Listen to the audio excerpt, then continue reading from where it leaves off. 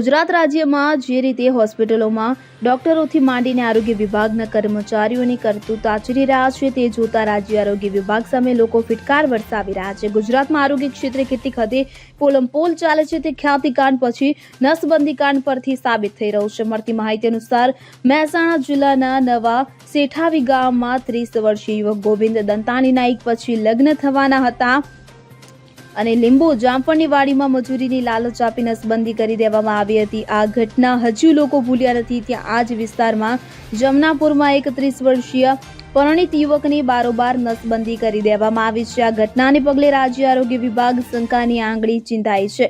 સમગ્ર રાજ્યમાં કુટુંબ નિયોજન પખવાડિયાની ઉજવણી થઈ રહી છે ત્યારે આરોગ્ય કર્મચારીઓ નવા અખતરા કરી નસબંધી માટે ટાર્ગેટ પૂર્ણ કરી રહ્યા છે। આવી ઘટનાઓને પગલે લોકોમાં રોષ ભભૂક્યો છે ત્યારે મહેસાણા જિલ્લા કલેક્ટરે સમગ્ર ઘટનાની તપાસના આદેશ આપ્યા છે। મહેસાણા જિલ્લા આરોગ્ય વિભાગની ટીમ પણ જમનાપુર પહોંચી છે। અન્ય ગામોમાં પણ બારોબાર નસબંધી થઈ છે કે કેમ, કેટલા યુવકોની બારોબાર નસબંધી કરવામાં આવી છે તેની પણ તપાસ કરવામાં આવી રહી છે। Bureau report CN24 news. હવે જુઓ દેશ દુનિયાની તમામ ખબરો તમારી આંગળીના ટેરવે।